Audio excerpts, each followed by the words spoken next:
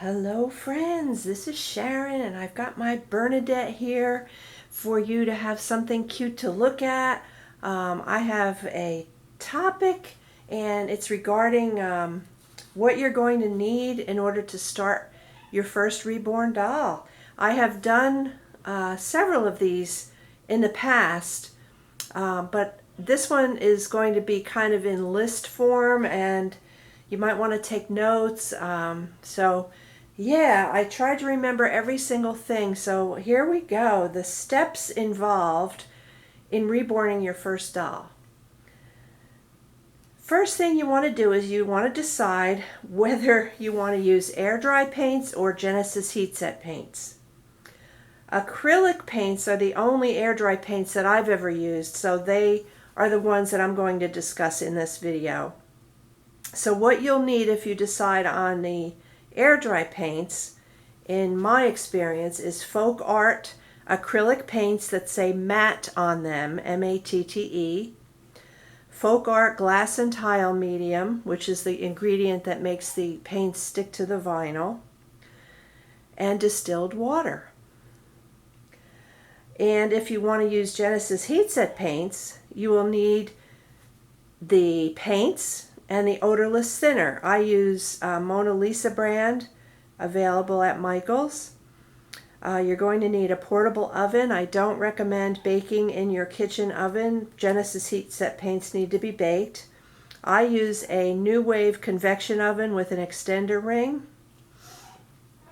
And the only thing that you're going to need as an advanced reborn artist that you might not know how to do in the beginning is the matte varnish. You can use the glass and tile medium as a matte varnish if you're using the air dry paints.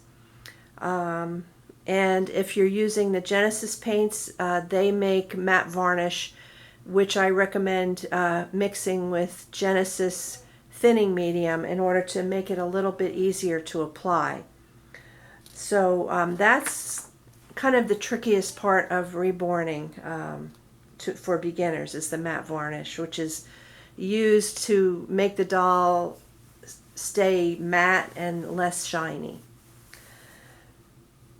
The basic colors, I get asked this a lot, that you will need in either case, whether you're using air dry or Genesis, are the basics. You're going to need a flesh tone, red or pink tone, blues, mint greens, yellows, browns, blacks, and off-white. You can make your own purple by mixing red and blue, so you don't need to buy purple. You're going to need the flesh tone, obviously, for the first few layers of flesh. You're going to need the red or pink tones to do the creasing, the blushing, and the mottling, and you can also mix a little purple in with that. You're going to need the blues for veining and for the areas of the babies that are thinner, the skin is thinner. You might want to use a little bit of blue in those areas. So you're going to also need, once you purchase your paints, you're going to need to decide what you want to mix your paints in. A palette or glass custard bowls, which is what I use. And then you're going to need to purchase paint brushes.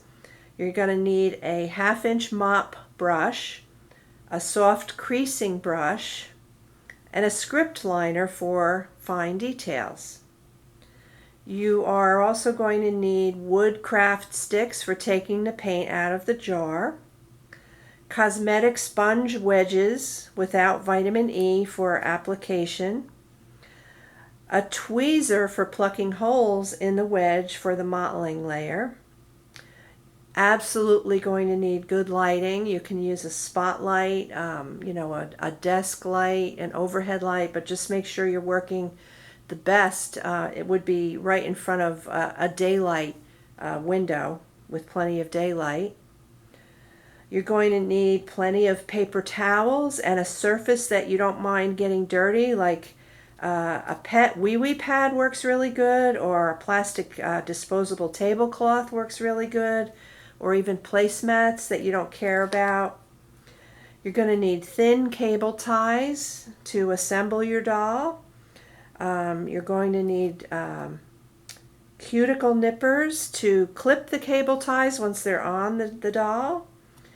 Polyfill, and that's going to be to stuff the doll. Fine glass beads to weight the doll. Knee-high stockings to contain the glass beads. Toothpicks. You're going to need toothpicks to flick off any debris. Mohair if you want to try your hand at rooting. A rooting tool and rooting needles. A drying rack to place your wet limbs and head on until it dries. And a lintless white cloth to line your New Wave oven if you're going to use Genesis, because you don't want to put the vinyl directly on metal. And if you have an open-eyed baby, you're going to want to get eyelashes. If you're not going to root them, they're available. They have glue on them, but you're going to need something like gem tack glue to apply to the corners of the eyelashes. And you're going to need air dry gloss for the lips, the nostrils, the corners of the eyes, and the nails.